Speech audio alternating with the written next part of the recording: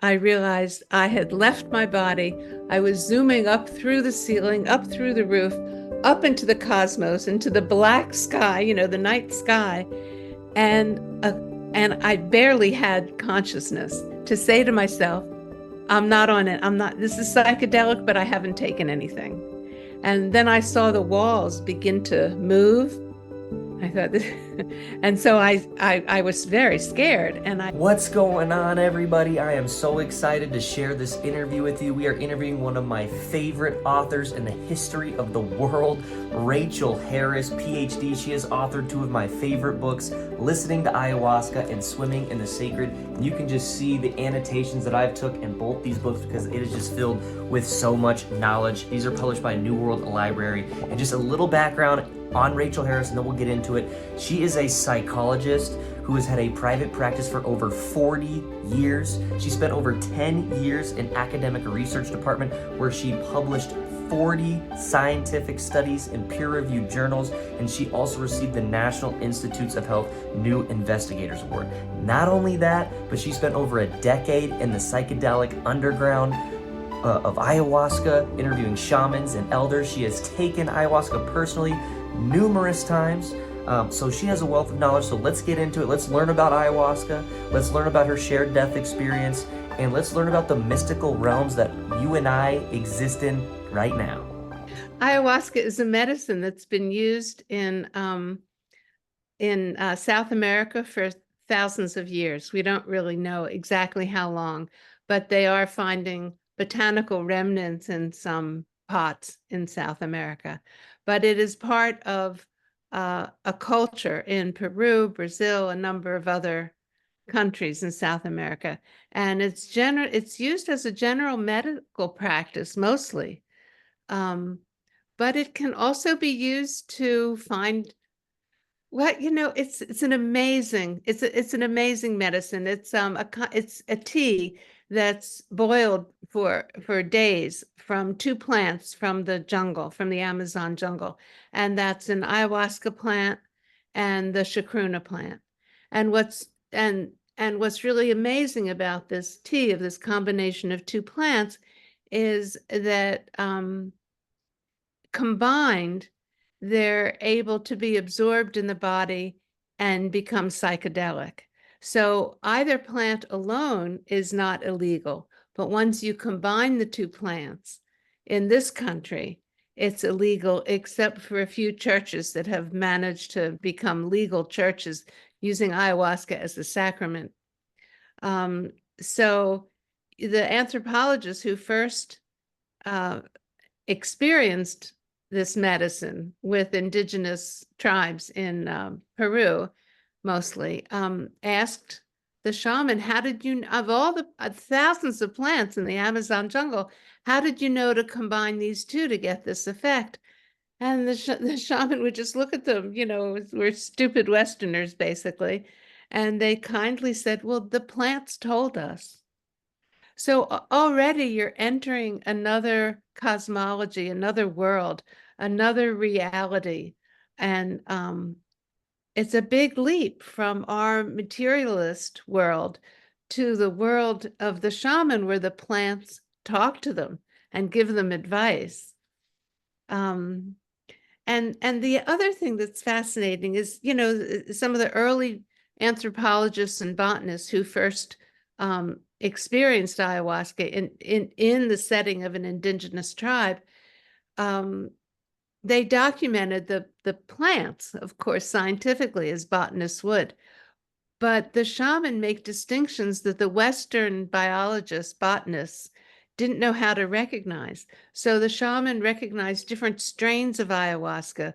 There's blue sky ayahuasca and black ayahuasca, and we don't differentiate these plants, but the shaman sees something in them that makes them different and leads to a different type of healing experience.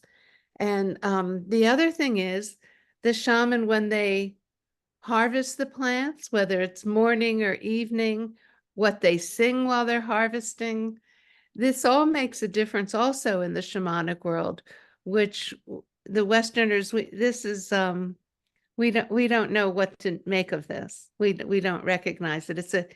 It's you know, our sense of reality does not include what you're singing to the plants or what the plants are communicating back to you. We don't know what to make of this.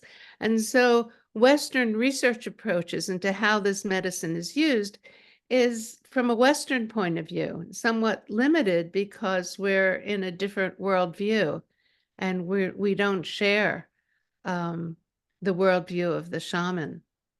So it's a huge leap between cultures.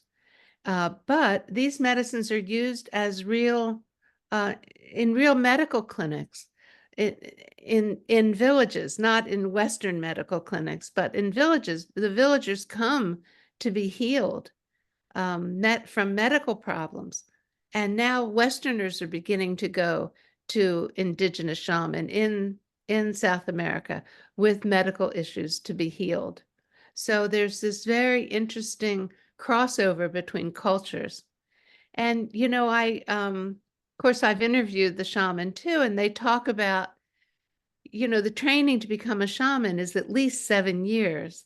And they are, and the apprentices are supervised just as we would supervise. You know, I know mostly about supervising psychotherapists, but they make diagnoses and they make treatment plans and they use different medicines with, you know, different ayahuasca blends with different people, and they target the singing that they do in different ways. So these are, you know, realms of healing work that we don't know how to research from a Western point of view. So now, you know, the word is that the plants are coming north. Ayahuasca is coming into our Western culture. And there's a lot of mystery that accompanies it that I think we need to be humble enough as Westerners to respect. I agree, and thank you for sharing that. And one of the things that was really interesting to me that I was not expecting reading your research was the importance of the shaman themselves as a conduit during this experience. You know, as someone who has never done ayahuasca, I've done mushrooms 2 or 3 times, and Uh-huh. that's basically the extent. And I'd like to ask you, you know, how many times you've done it, and you can get into that in a second. But the question is like, you think it's just the plant medicine. And from a Western perspective, the way that we've been trained is you drink alcohol and you get a response, or you smoke weed and you get a response, or you Yeah. take mushrooms and you get a response. But ayahuasca is much more than just taking a drink and having a response. It's an entire spiritual ceremony that really relies heavily, if not primarily, on the shaman and the way that they cleanse the area before, how they treat you during. And the most important part from what I got is the Icaros, the singing, the chant, the mantra is like part of the set, and the setting is so important in taking this. It's not just the plant itself. Does that sound about right? Thank you for doing such a careful reading. That's exactly right. The Icaros, the songs that the shamans sing are the medicine. I've been asking some of the Westerners who have been trained by indigenous shaman. I don't know if conduit is the right word, but I've been asking them, and this is, you know, my little research question. Um, how do you how how do you learn how to carry the energy from the plants and transmit it? I don't know if that's the right word, into the person, because the songs go into the body. And in my 20 years of drinking ayahuasca, I can feel the Icaros entering my body. I can feel them working. I know I experience somatically the healing. But how does that happen? I've asked everybody I know to ask. You know, you can't ask an indigenous shaman this question because they've grown up in this world. It doesn't. The question is a stupid Western question. So I ask Westerners who have been really trained by indigenous shaman, and none of us can find the right words to describe how this works. Yeah, and as I'm reading this book, for us, I'm born and raised in America in Denver, Colorado. And when it comes to West, we always try to find Yeah. the cheat code, the fast way, the get rich quick, the how can I get the least amount of time and knowledge into me so I get the most output. And that was my worry. And you addressed it many times is like, as more Westerners are interested in ayahuasca and the profound benefits it can have, I'm scared of the shortening or the quick path, if you will, and thinking it's just like a one-time use or a quick time use. Like, can you just explain, like, you go into your book pretty in depth, like these shamans, they're not just people that take, smoke weed and take mushrooms or just like, hey man, like I know the forest, man. No. These are people that take a dedicated mentorship that they are following on the heels of an elder for decades, it seems like. This is not just like they just want to Well, be a it's their shaman and that's life. just how it No, goes. It's it their way becomes of their life. life. Yeah, it becomes their life. One of my friends who grew up, he's a Westerner, but his parents were missionaries. And so he grew up until the age of 15 in an indigenous village, and his godfather was the shaman. And he was, I just saw him this past winter, so this is sort of a fresh story, but he talked about um, a dieta that he did under the supervision of his godfather, his shaman. And a dieta is when they eat very restricted food. I mean, really, just a very restricted diet, which takes a lot of discipline. And they're smoking or drinking from a specific plant or tree. So they're sort of studying that special plant teacher and bridging a relationship with that plant or tree, whatever it is. And that's how they're gaining power. And that plant or tree becomes part of their medicine. And then they can rely, that's an ally for them in their healing work. And it's part of how they build their strength. And he said his shaman put him on this dieta. And he said, well, it'll be probably for 6 months. But he said, I'm a Westerner, so it took 2 years. So, and it's a very restricted diet, no spices, no salt, no sugar, no coffee, no alcohol, no sex. It's a very restricted diet in many ways. So, I've been watching a good friend of mine in training, and he is living like a monk, basically. He's doing a lot of praying and special diets and spending a lot of time with this shaman. So It's there you very intense. Yeah, so it's not something that you just decide that you're doing or you had a Oh, breakthrough please. mushroom trip at a concert or something and you're like, "Oh, I can help people usher through." This is like Yeah, becoming a doctor in America where it's 8 years. You study on you work, as a I forget what it's called, but you train basically for 4 years before you can even become a doctor. It's an 8 year right. program. I mean, The it's dead residency. Yeah. serious. Yeah. It's that serious. Yeah. And I think that's the issue is we want to come to the Western world. This isn't something that we can just integrate in immediately. Before we can integrate this in, we have to have people that have already studied and trained for a decade as a shaman, right? Yeah, we have to really respect the tradition. So I, so I try not to appear too judgmental, although I am. What I say is my preference is to work with a shaman who's indigenously trained. So, and who knows how to sing the Icaros. Because I ask people, you're going to a ceremony, who's serving the medicine? And who one of the women from the Swimming in the Sacred books said, always ask, who authorized you to serve this medicine? And I thought that was such an aggressive question that I didn't even put it in the book. But as things are changing, I'm now reporting it in interviews. What's your lineage? Who has given you permission to use this medicine? And it's not grandmother ayahuasca spoke to me after 5 ceremonies. That's not it. Now, the other side of it is I have to confess, is I interviewed one guy.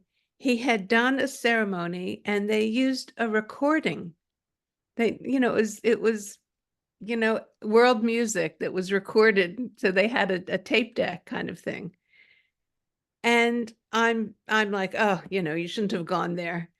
And yet I have to say, this guy had a great healing experience. So I'm open to hearing that, but for an authentic and safest experience, you want someone who's been trained. Now, the other side of it is not every indigenous shaman is safe. Some of them are raping Western women in the ceremony, after the ceremony. There's a lot of, or charging too much money, or diluting the medicine with vodka. I mean, there's a lot of bad stories. So you want to, I always say, take your time and get good referrals. So it's really a buyer beware market, even with indigenous shaman. And I think that's a very important note to make because you've interviewed a lot of elders, you've interviewed a lot of people who have done ayahuasca, and you're very clear with that in the first 10 pages of your book is Good, this is a good. buyer beware market. I don't encourage anyone to just dive into this. This should be like your fifth, sixth thing on the list after you've tried Yeah, many different things for whatever it is you're trying to heal or process or go yeah. through. So I think that's a very important point, and thank you for bringing that up. Um, Now, you are fascinating. You have many incredible stories, experiences. Your background is exceptional. You also have had a shared death experience. Would you like to share a little bit about that? This was my very first ayahuasca ceremony. So I was scared. I'm kind of scared before every ceremony, but I keep coming back. But this was my very first one, and it was with shaman from Ecuador. And they, of course, didn't speak English. So I don't. It's like drinking mud. It's pretty disgusting, and you just have to have faith. And I think at that it was 2005. I had read Ralph Metzner's book on people reporting their ayahuasca experiences. So I didn't. There wasn't much to know. There wasn't much research, and I didn't know very much. But what I asked for, I actually got what my intention was, and that was to go back to the time when my father was dying. I brought him home from the hospital on hospice care, and it was about 6 years before this ceremony. And so he was dying in my home, and it's a difficult thing to go through. And a day or two before he actually died, there's the death rattle where his breathing, everybody's breathing changes, and the sound kind of filled the whole house, and it became a house of dying. I mean, it's such a major event happening. And I was walking through a room on my way into the bedroom where he was, and all of a sudden, I realized I had left my body. I was zooming up through the ceiling, up through the roof, up into the cosmos, into the black sky, the night sky. And, and I barely had consciousness to say to myself, I'm not on it. This is psychedelic, but I haven't taken anything. And then I saw the walls begin to move. I thought, and so I was very scared, and I sat down in a chair to ground myself. And my fear was, if I went with this, if I kept traveling, I wouldn't come back, that I would die with my father. And so I felt like I wimped out from this. I was just too scared to go with this experience, which was extraordinary. And it came on spontaneously and as a complete surprise. So when I sat in this hut to drink ayahuasca in the jungle, I wanted to go back to that experience and complete it. And so I did. And I went up into this void of a black sky and starry lights, and then I lost consciousness. Of course, I didn't fall over, but I don't remember because it was an ego dissolution, so I don't have memory.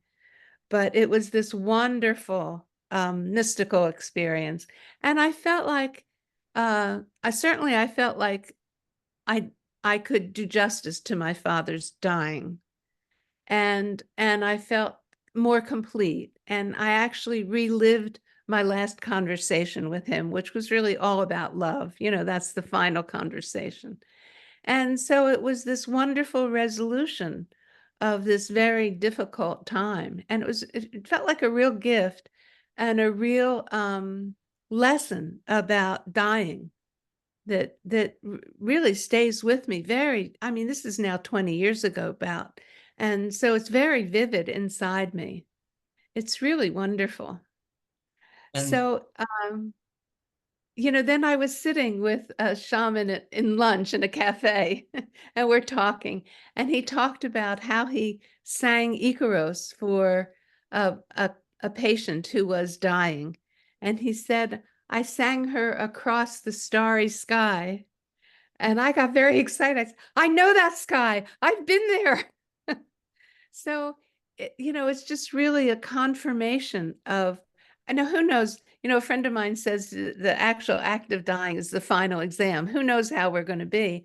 But I feel like I have a little help and a preview, um, and I'm less afraid. I mean, that's one of the things that comes from these psychedelic experiences is the fear of dying becomes less so.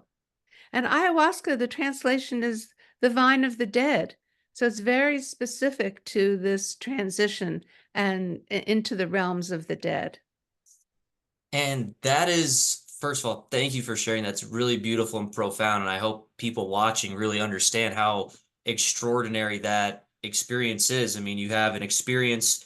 Had you ever done ayahuasca before that shared death experience when your dad was at home with you? No, No. So you've never, no, yes, you've never had an ayahuasca no, experience. You have that experience.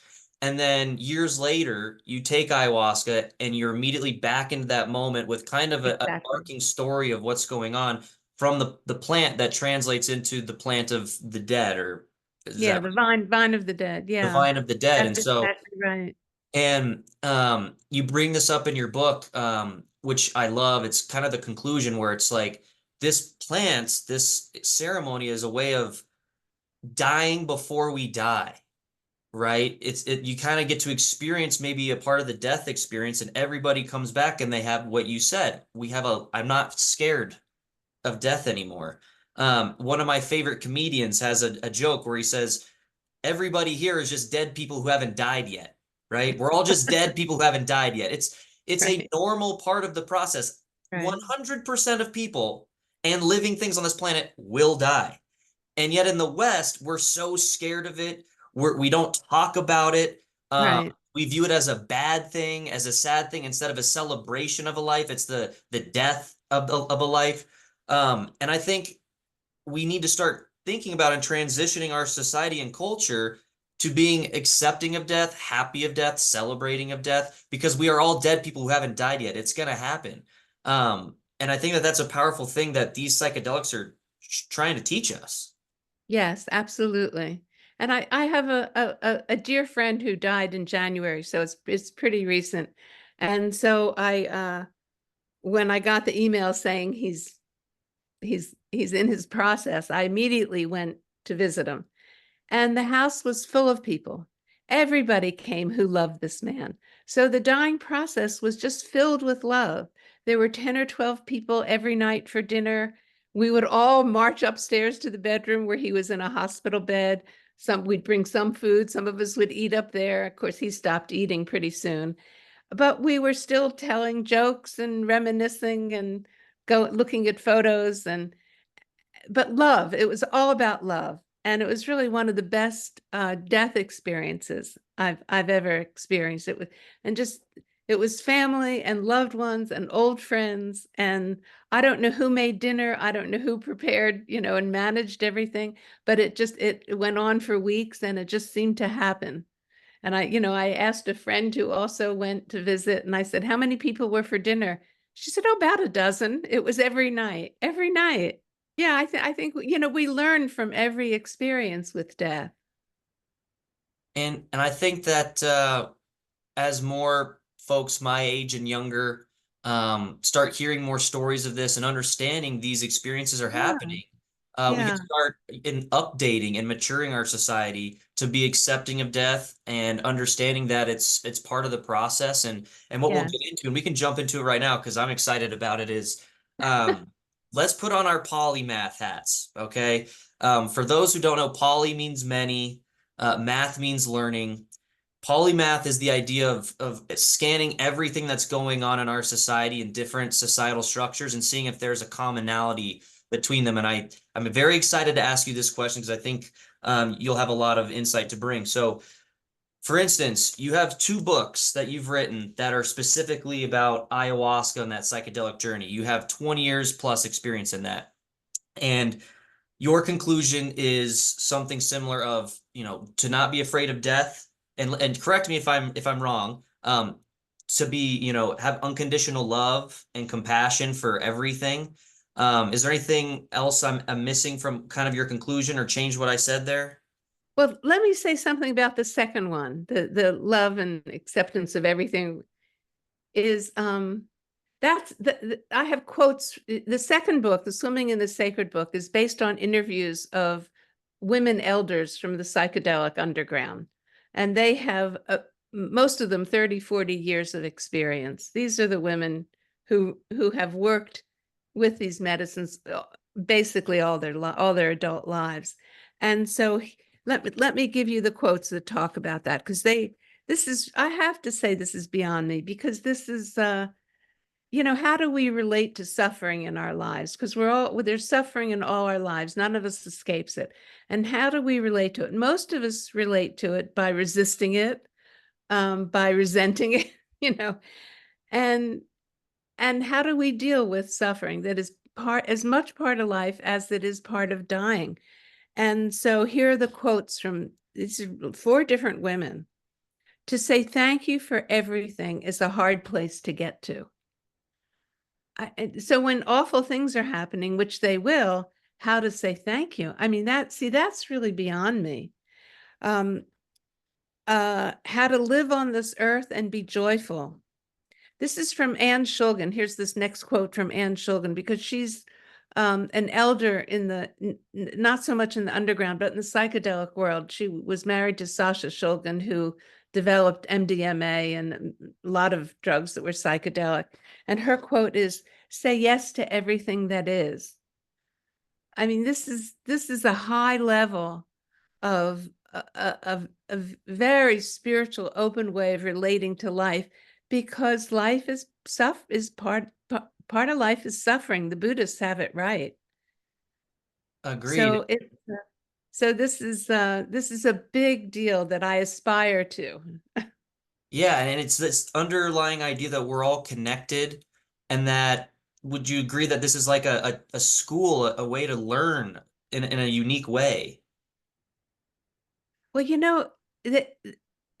they do talk about ayahuasca as a school, and they talk about plant teachers. And Jeremy Narby has his recent book is called Plant Teachers, and it's an interview with an indigenous shaman. It's a really valuable book about the relationship with the plant teachers, um, so that it is not about the drug; it's about the spirit of the plant And, and that relationship. and you mentioned that you have an ongoing relationship with ayahuasca as well. Is that correct?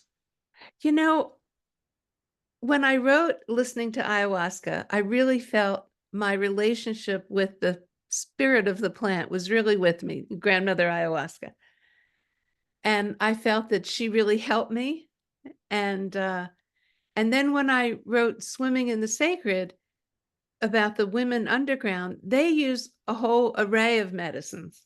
They are not ayahuasca shaman. They're using MDMA and mushrooms and lots of different things.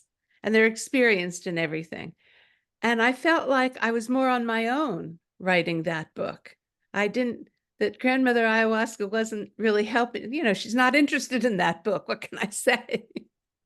So I felt like and I missed her. I really felt like, I mean, there was one point with the ayahuasca book where I was bemoaning to a friend of mine. I said, I'm 2 people away from the Dalai Lama, but I don't know anyone who's a cognitive scientist.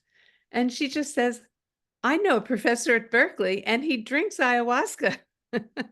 And so of course I interviewed him, and he read my chapter that was based on neurological research. And so that I was sure I got it right.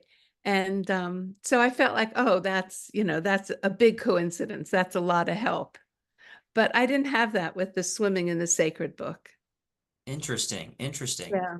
Yeah. Um, well, thank you for sharing that. So we're gonna call you an ayahuasca expert, if that's all right, or Oh no, research. that's not okay. No, Okay, I'm a student. I'm an okay. ayahuasca student, and not a very good one either. Yeah, I should have known. Literally, I just, just read these books, and it's literally an ongoing learning process. Even Yeah. shamans who've been doing it for their entire lives are constantly learning and learn something new every day. So I can't believe I just used that word. Oh my gosh, what am I doing? We're No. all perennial learners. We're lifelong learners in any regards and aspects. We'll say that you have a lot of experience researching and learning about ayahuasca. And the reason I bring that is because I think there's something interesting. So you have folks that are experts in many different fields. For instance, Dolores Cannon for 20 plus years does hypnotherapy and past life regression.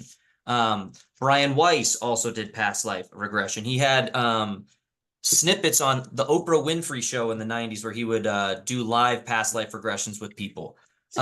You have Jim Tucker at the University of Virginia, who is a renowned expert in child reincarnations, who's himself has studied thousands of child reincarnations. You have even people that start in cell biology, like Bruce Lipton, who was one of the first to experiment with stem cells in 1967, who's an expert cell biologist.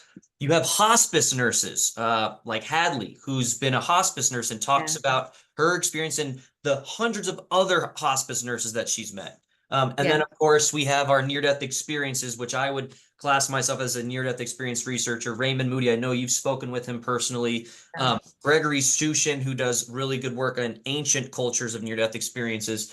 And then we even have Mindsight, which is about blind people who have near-death experiences. Yeah. So my point in bringing all these up is these are people who have different fields of research that they've spent 20 plus years in. And what I find interesting is the conclusion that they all come to is similar to what you've come to as well, is that what I mentioned earlier, we're spiritual beings having a physical experience. We're connected. Unconditional love is the name of the game. And that we're really here to foster a sense of learning. Can you speak on that? What comes to your mind when I kind of go through all those things? Well, I'm impressed that you're reading all those books. I'm obsessed. It's unhealthy. No, congratulations. And the researchers that come out of that division of perceptual studies at UVA, I would really say use them, focus on them. There's so much mystery. We're just beginning to explore it. And some of these things are very difficult to research. So, I speak from two sides. I've been a therapist all my life. And also I have a research background for a decade in a research office. So, I want to see the research, but also, I'm very impressed with the stories and clinical experience and what people value in their lives. And but these near-death experiences, these are very, there's no way to do an experimental design. So we really have to respect the mystery involved, and that we're not, our way of doing science is not going to answer the questions.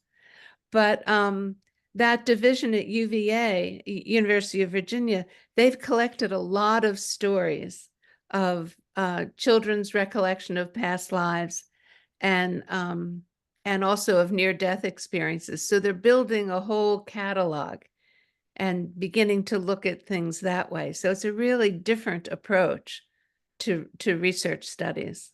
Agreed. And I think you're gonna have a fascinating perspective on this because, like you said, you trained, as a traditional therapist for 40 years with a private practice. Yeah. And these things that we're talking about, you can't really do a controlled trial study, right? You can't No. hook up a wires to someone's brain and see what they're seeing in a past life regression. You can't hook up a child who's 5 years old and see if they're telling the truth of their past life memories. Although the information they have is insane. There's no way they could know about a World War II ship on the other side of the planet at 5 years old. There's no way to hook someone up during the death experience and follow their out-of-body experience while they're dead, right? That would be unethical to try and kill people in a lab and bring them back and hope they have a story. They So, did it with rats. They yeah, did it. There is a study, because I collected some research studies. There is a study where they induced a cardiac arrest in rats and measured the DMT in their systems. And there is a spike in DMT, spike in which DMT. which is it's a dimethyltryptamine. It's the psychedelic chemical in ayahuasca. Thank you. Yeah, the spirit miracle is what Rick says. And So the DMT was increased in the rats, whether they had a pineal gland or not. I mean, you can do experimental studies with rats. interesting. So that does not support Rick Strassman's theory is that the DMT is endogenous from the pineal gland, because the rats spiked DMT whether they still had a pineal gland or not. So, we're trying all different approaches.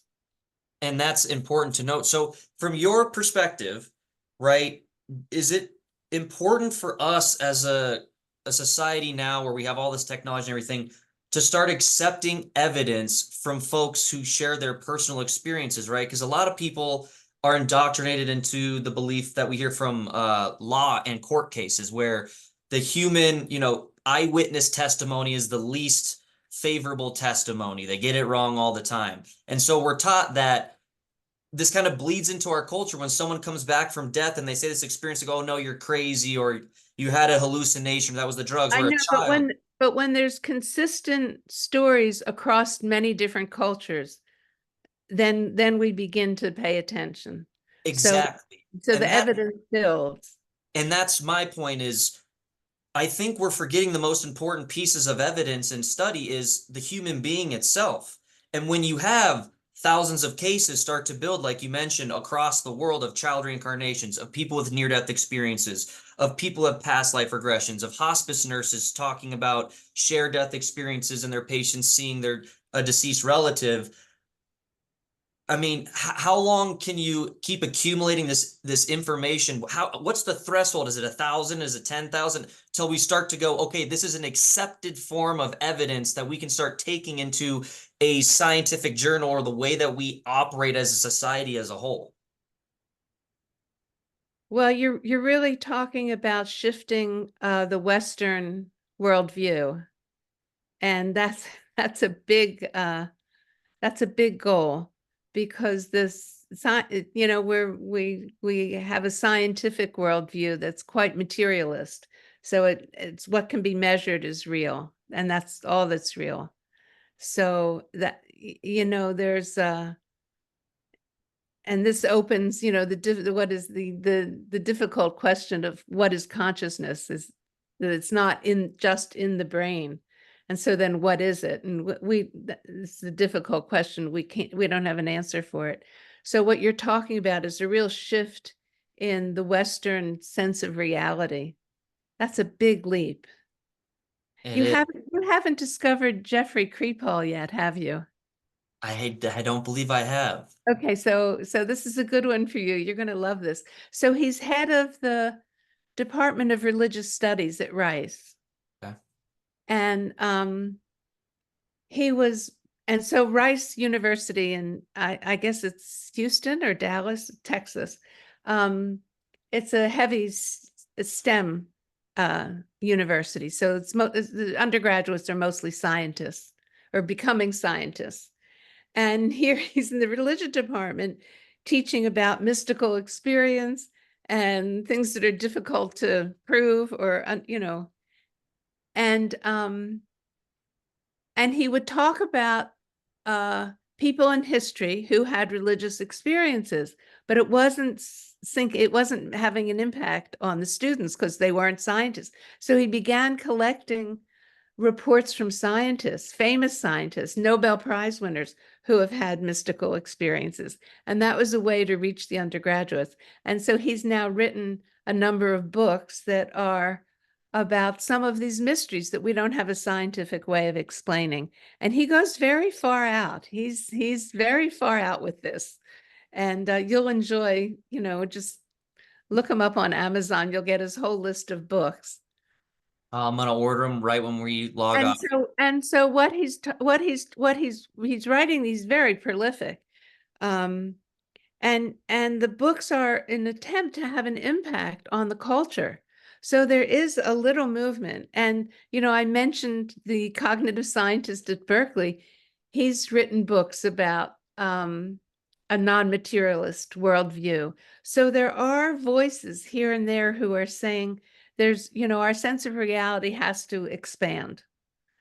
But to actually move the culture, I don't know how that's going to happen.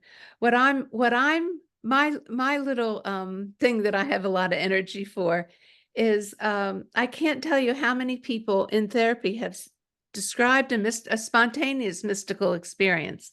And they say, I've never told anyone about this. But about half the country has some kind of mystical or this sort of experience, but nobody's talking about it. So they're still afraid that if they talk about it, other people will think they're crazy. So, I want us to be more open about our own mystical experiences. And both, the big survey researchers, the Pew Foundation and Gallup poll, they ask people, have you had a mystical experience, a religious experience that made a difference in your life? Half the people in the country say yes. In each of those, statistical polls of the whole country. So, that opens the door to, well, what is reality? It's more than just what we can measure. And I'm so glad you brought that up because, first of all, you are part of the trailblazers because, like you said, in our Western society, we value PhDs and MDs. And so when someone who has a PhD or an MD or has lots of published studies like yourself comes out and is a voice of the non-material, the non-physical, something Yeah, you can't perceive yeah, with your senses, saying there's exactly. something really going on here that allows those folks who have been afraid to speak up to go, well, maybe I can speak up because here's someone in our society that we admire as an intellect that's saying that this is not just a dream or hallucination or not you're going crazy, but this is real things that are happening. And I think a major turning point, and I want to hear kind of your thoughts on that as well, is COVID. Um, when COVID hit, obviously it led to a lot of the world stopped. It led to a lot of businesses shutting down, a lot of deaths, but also had somewhat of a positive is that it really made people slow down and stop and go, wait a minute, is this what I want to do for the rest of my life? Am I okay with what I've done with my life and where I'm going? If I could go outside and breathe the air and drop dead, am I really okay with what I'm doing? And I think it helped a lot of people rethink what they were doing in life, their relationships. And to your point, those folks that had those transcendental experiences, I think were more open and willing to talk about those experiences. For me, that's when I first heard about near-death experiences. I saw a lot Oh, more people talking about near-death experiences. A lot of people started sharing stories of their MDMA, ayahuasca experiences. So I'm curious, did you see any sort of change in the amount of people that were talking pre and post? that's a great question. And I have to confess, I don't know. But it's really a wonderful question. I mean, so many people died in the country. And so it was a real confrontation with death. I mean, pretty much everybody knew someone who died. Yeah. I know someone who died just recently from COVID. What I consider a young person. Um, so any confrontation with death opens up those questions about what am I called to do in this lifetime? What's meaningful for me in this life? And what's my purpose? And and uh these are value questions. And what they found another book you would like is Quantum Change. So it was a couple of psychologists advertised. Do you know this book? I've heard of it. I haven't read it. Oh, you're going to love it. You'll love it. So they advertised to interview people who had had a spontaneous spiritual or mystical experience. And part of what they found was that those people changed, their values changed after that. And this has nothing to do with psychedelics. These were spontaneous mystical experiences. And that their values changed, and they changed from a materialist, accumulating more of whatever, to valuing relationships and love and contribution to the world and volunteer work, and so their values really shifted. And then they did something amazing that's very hard to do in research, is they found these people 10 years later, and they found that their values had permanently shifted. They did not bounce back. They changed their lives and they continued with this new life that was more meaningful. And so whenever we're confronted with an experience that shakes us, no matter what the source of it, we ask, what's my purpose in life? These are really important questions. I agree. And this kind of comes full circle to your research. And a large part of your research was, what were the after effects of ayahuasca on folks after they had done it? Did it lead to any permanent changes? I know from my own research with near-death experiences, and Jeffrey Long, who did the evidence of the afterlife and has his own website where he collects and has the largest collection of over 5,000 near-death experiences, is he says around 75% of people who have a near-death experience completely change 5, 10 years after. They don't relapse. Whatever they take, it's a full change. And you focused on that. Can you, what did you find from that Well, research? that's the clinical question. How are you different?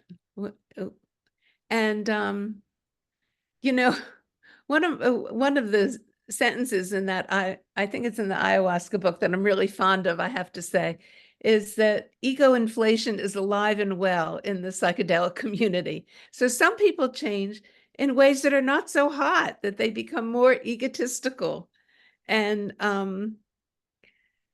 more inflated. Now they have all the answers. But the people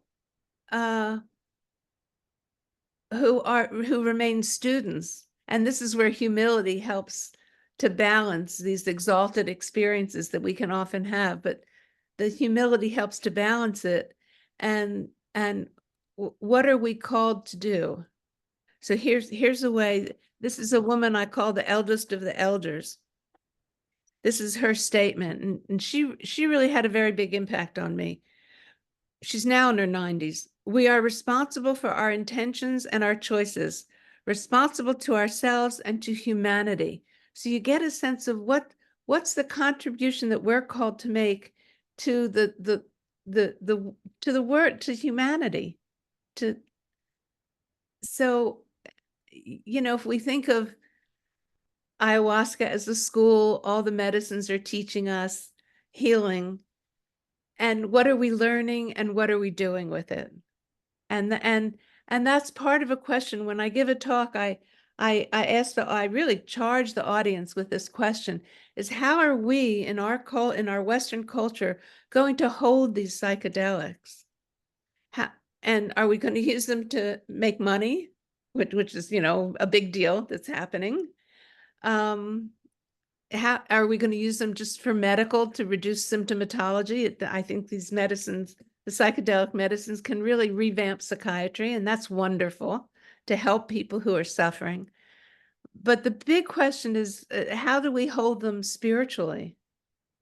And they've usually been held in secret, as in a spiritual and a religious way. So how are we in the Western world? We're not too good at this. And the same eldest of the elders said, even if these medicines become legal, I would continue to practice underground, because that's the spiritual container. So I think that this is a challenge for our culture. I agree. And again, it comes to set and setting. and it comes to whether the person is actively seeking it for humility purposes. You're right. Like, is the person seeking it just because it's the new trend, or are they seeking it because they've been working on themselves for 5 years and they've tried different things and they're ready for this? And then when you go into the underground, that set and that setting, that environment is so crucial to the experience of itself. I mean, in your book, you said that you sometimes do Zoom Icaros. Oh, well, that this is the most I can never talk about this without laughing at myself, because this blows my mind. Because what if you really listen to me, what you'll hear is my own conflict between really entering this world of, a whole different world, and the scientific Western world. I have a foot in each world, and it's like a foot, in a rowboat and on land. You're never supposed to do that because you end up falling into the water, and that's about where I am. So this is a family of shaman who, and this is through a dear friend of mine who's training with these shaman in Peru. He's there now, actually. And during COVID, when he couldn't travel to Peru, they couldn't travel here. They started doing Zoom ceremonies. So the shaman drink in Peru, and the patients, the Westerners, and they were from the United States and Europe, they were from all over. We didn't drink because we're home alone, basically.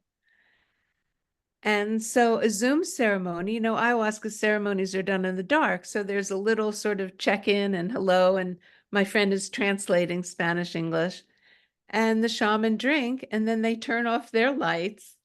And the patients, me, I turn off my computer, I dim my computer. So now I'm sitting in front of a dark computer, and as the ayahuasca begins to make an impact on the shaman, they sing, each shaman sings to each person.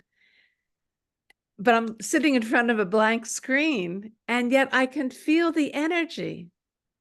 I have no this blows my mind. I have no explanation for this. And I began doing this during COVID after I had had major abdominal surgery. They were looking, it was this is a life-threatening surgery. They were looking for cancer. I didn't have cancer, but they took out a bunch of stuff that I thought was needed. But anyway, it was a big incision, and these sessions really helped me with my healing. And I could feel the energy from the Icaros entering the inside of my pelvis, which is, where the abdominal incision was. I mean, and it continues to blow my mind. So how can we explain this from a Western point of view? There's no way. And I think now it's first of all, that's a mind-blowing experience, and I'm so glad I asked that question, because as I read that, I was like, this is number one question for me. I mean, think about it right now. You're on the other side of the country, and we're talking in real time via Right. Zoom, via technology, via invisible waves of frequency that are carrying information, right? I mean, this is Right. going to my modem downstairs. I can't see your HD video with sound transmitting up to me, but it's happening. And you have a generation of children now that are growing up on touchscreen iPads and cell phones. So I really don't think it's becoming a stretch in the idea system, in the belief system, that just because you can't see it doesn't mean nothing's happening, because our entire lives now are through this medium of invisible waves of frequency exchanging information, whether it's the radio on the car stereo, the TV channel you're watching on Netflix, the Zoom calls you're having at work. I mean, this is how we're living life. There's a book behind me where, they talk about how we are domesticated species now.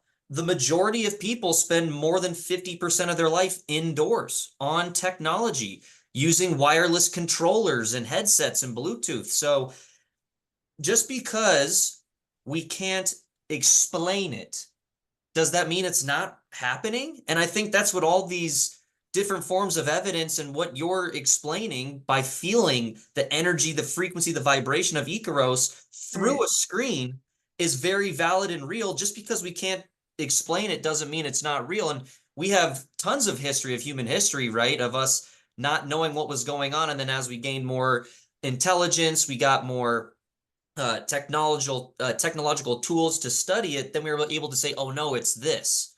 I'm right there with you. And I love the analogy of being 1 foot on the ground and 1 foot Oh, on the yeah. boat, because I Right. think a lot of people are starting to feel that way. And I Yeah. think more people are starting to want to jump in the boat, because one, it's very empowering. Um, how could you not follow a message of love and connection and the one is the all is the one? But we have quantum physicists. Aswat Goswami is a quantum physicist who shares these same views of, we are all one. There's no separation. This Newtonian physics idea of material, empty space material is not right. It's all a seamless flow of energy. So I Right. think as quantum physics, continues to do their studies, and as we continue just as a society using technology in the way that we're doing, I think it should be easier to integrate that into our belief system that the invisible, right? The invisible rainbow is running this experience. What are your thoughts on that? Let's hope so. Yeah. And I'll go back to William James, the father of psychology at the turn of the 1900s, at the turn of that century. His theory was that the brain was sort of like a receiver. I mean, it gets very difficult to understand because what is it receiving? But he was really saying it is not the physical brain. The brain is receiving. So, but the mystery is, the source of the information coming in. But the shaman, I can tell you, would say it's the plants. And that goes to maybe one of the final questions we have for you today is this idea of permission slips. This is an idea that I learned from a medium. And how they talk about it is the reason there's so many of these different forms of connection to your soul, spirit, an otherworldly realm is because there are different forms of permission slips that in each person's unique life, through their experiences, how they were raised, are going to resonate with a different piece of experience that gets them to the same answer that we've been talking about, which is love, spiritual being. So for some, it's a certain type of religion. For some, it's plant medicine. For some, it's having a near-death experience. For some, it's simply just having a spontaneous mystical experience, a past life regression. There's these different avenues that allow as a permission slip to get to the same central theme of we are infinite spiritual beings having a physical experience, that we are all one in the same connected. What are your thoughts on a permission slip? I've never heard that phrase before. It's really fascinating. But part of what I understand is that um, we have different ways of experiencing life, and there's sort of different doors that open for us. And some people just naturally have one door open, some have another door open. It's and there's an inclination one way or another. And Agreed. yeah, And the commonality is almost all of these folks, when they try to describe it, they use the same word. It's ineffable. They yeah, don't have the words in our diction to describe what is going on. And so from where I am now and what experience I have, this is the verbiage I can use to describe what is happening. And I find that interesting too. yes. Yeah, that is one of the common elements. And when they've looked at descriptions of psychedelic experiences and spontaneous mystical experiences and now near-death experiences, there's a huge overlap. Between what they experience in a way. Yeah, yeah, yeah. There's commonalities across these different realms, and they're very different. And yet there are great similarities. Which is So the interesting. question is always, and I always come back to the clinical. So what do we do with these experiences? How do we change our lives? How do we live differently? What difference does it make? And what have you come up with? Well, this is the part that's up to us. And this is the psychological challenge. How do we manage our own egos? And how do we live up to what we've learned? I had one guy in the initial ayahuasca study I did where I interviewed people, and he said, I mean, this is sort of a no-brainer, but he said grandmother ayahuasca told him to stop abusing cocaine. And he said, I didn't. I used it all summer. I didn't go back to ceremonies because I knew she would be mad at me, and I was afraid to go back and be confronted. And I just kept, running around all night. And and this is someone I actually followed him up 5 years later and asked him, and he said, I eventually shaped up, and I did what she said. I stopped. Wow. So it seems like the time kind of, It took he had one last blowout summer, basically, yeah. so to Yeah. speak. But that's always the question is, how do we manage our egos? How do we live up to what we're learning? Yeah, and I find it fascinating too. You also said that a lot of people you interviewed were atheists before, and then came away with a spiritual understanding, or drank a lot of alcohol, and then never wanted to touch alcohol again. Um, Yes, those yes. those are two big belief systems in our culture that to switch like a switch. I mean, there you got to think there's got to be something way beyond just a physical experience going on there. Right. And so there's healing that happens. Uh, I know mostly in ayahuasca, but in all the psychedelics, that really goes beyond what we can do in a therapy office. A therapist can say, stop drinking, but really nobody stops. It's totally ineffective. But I've heard from a bunch of people, yes, not only that they stopped drinking, but they began eating healthier, they began exercising. I mean, health behaviors improved. And also therapists are not very good at that either. So there's a healing that happens with these medicine that goes beyond what we know to do as therapists. That's interesting. And you talk a lot about you do Sufi, I think that's how you say Sufi meditation. It's breathing in the heart center. Yeah. Um, Again, this is one of the most common elements of everything we've talked about, past life regression, near-death experience, ayahuasca, psychedelics, is the idea of the heart being more than just a blood pump. The idea of the heart being something that we might not have all the information on, as some electrical conduit, something that's giving out a heart bubble, something that's resonating out. I work a lot with Heart Math Institute. I don't know if you've heard of the Heart Math Yes, Institute. yes, yes, Um, yeah, I presented at their GCI, their Global Coherence Initiative last year, and they're doing a lot of work where they're trying to actually put measurements to yes. the heart frequency. And again, you mentioned in your books, and everybody does, is how important it is to operate from the heart, to breathe in and out of the heart. What have you felt and experienced in opening up the heart and different meditations, or how you just enact in life? So I was a student of Sufism for a number of years, and I'm not active in it right now, but those years left a permanent impact on me. And so really one of the major ways I experience ayahuasca ceremonies is through the heart and the energy in the heart. And so I spend a lot of time breathing into my heart and feeling the energy move with my hands on my heart. And the Sufis talk about polishing the mirror of the heart. And so there's a purification that goes on with the healing. So that's been part of my own medicine practice. Is breathing through the heart. And Beautiful. I felt like with the ayahuasca, as a friend of mine says, who's a shaman, indigenously trained, she said, it's all about the cleaning. This is a Shipipo approach. It's cleaning out and clearing so the energy can flow again. And I felt like there was clearing and cleaning in the back of the heart, which is hard to get to when you're breathing.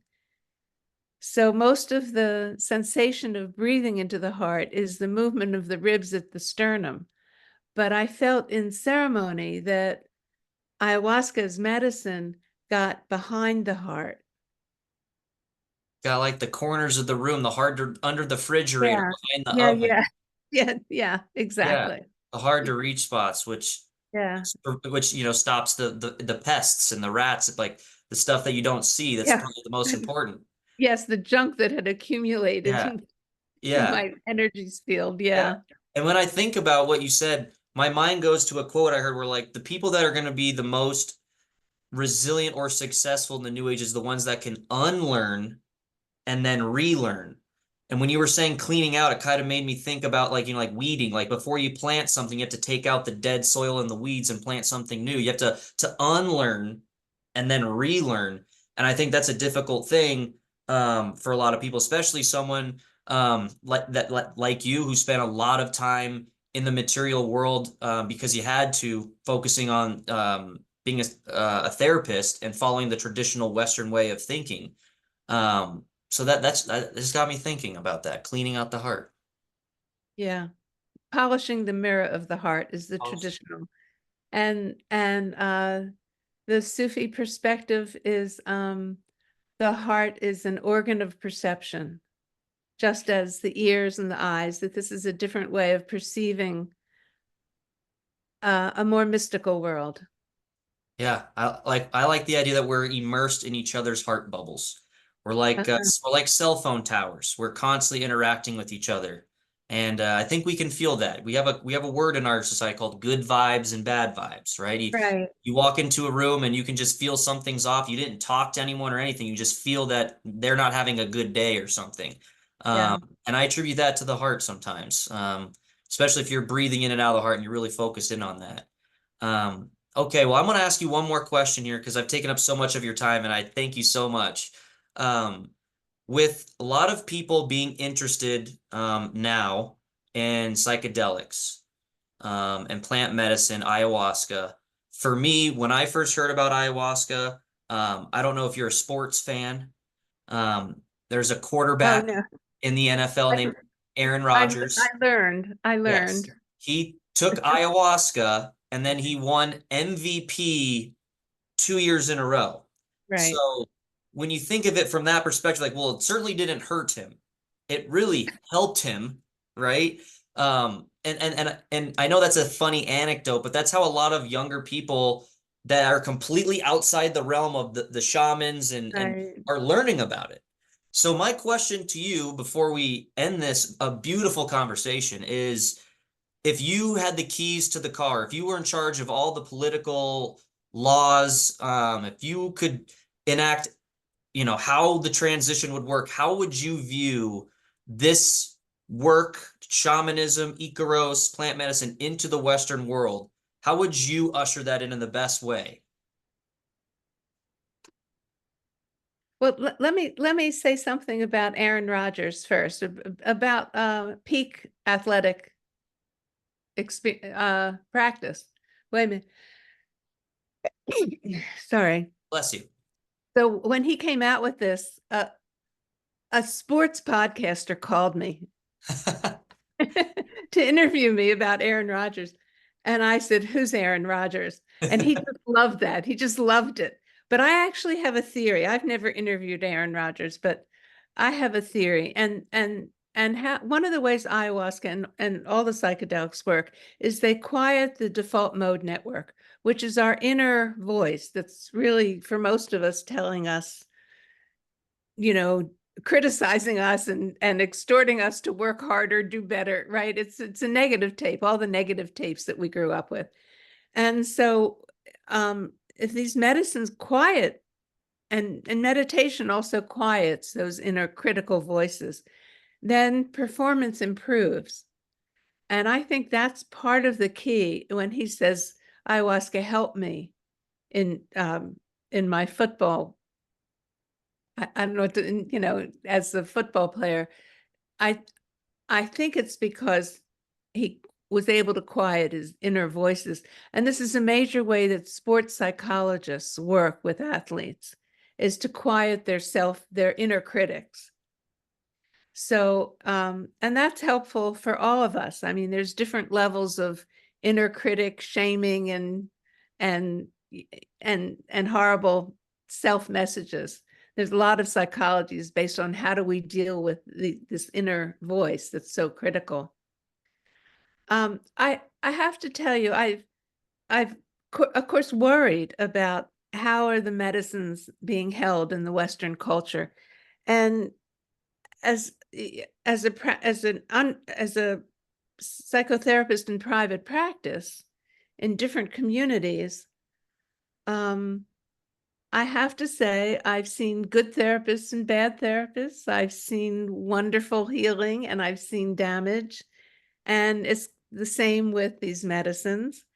And so be very careful. And there's going to be sort of a smorgasbord of different opportunities. And it's always most important the quality of the connection and relationship with the person serving the medicine, who they are. And it's about a presence, the presence that they have. It's who they are as a person. And so to look for those kind of qualities. When I was in private practice, I would get these phone calls every once in a while. What kind of therapy do you practice? What's the technique? And I would say, I don't have one technique. It's about the relationship. Those people never came in to see me. I never got clients. They never made an appointment. And that was fine with me, because that's the wrong question. And the right question to ask is, to ask a therapist is, have you been in therapy? How many times? Was it helpful? Those are the personal kinds of questions you have every right to ask. It's the same if somebody's offering medicine. What's your lineage? How long have you been working with this medicine? And who supervises, who trained you, which is the lineage question. And you have a right to ask those questions.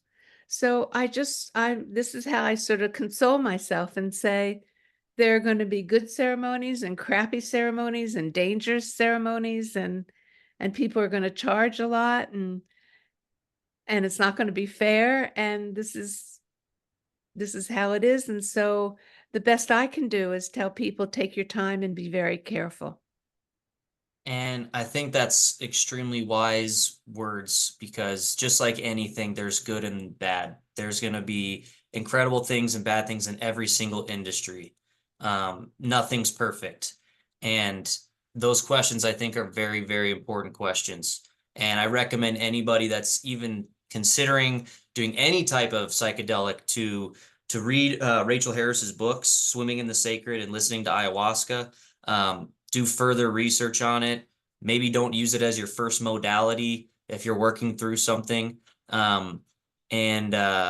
Yeah, listen to those that have spent a lot of time in it, that understand it, and be gentle with it, because we're on a new frontier, and although it's exciting, it does have its growth speed bumps and hurdles that it's going to have to overcome. So thank you so much, Rachel. A beautiful conversation. Is there anything that you want to leave the audience with? Something that you've been pondering lately? I think you're writing a third book that you want to share? Sorry. I'm not ready to share about this book. It's very difficult for me. Got it. It's more personal and it's difficult. Understood. I called my therapist. And that's only in chapter 1. I called my therapist for help. Yeah. Well, I'll So the message is always do your own work. So do your own research. no, do your own psychological work. Do your own healing, do your own therapy. So I was writing chapter 1 about my own story, and I went down a rabbit hole and I needed help, and I have a therapist I see. And so I called her for an extra session. So this is about do your own work, your own inner work. And that's incredible, because Some would think that, like you said, the ego inflation. I mean, you've been doing therapy for 40 years. Why do I need a therapist? And I think that just speaks to how we're lifelong learners, and how incredible it is to have voices like yourself in this atmosphere, to help guide us with our own working journey. Because you're, at the end of the day, you're an example. You're a role model, and thank you so much for being so transparent and authentic. Thank you. Awesome. Well, thank you so much, everybody, for watching, and we'll see you next time.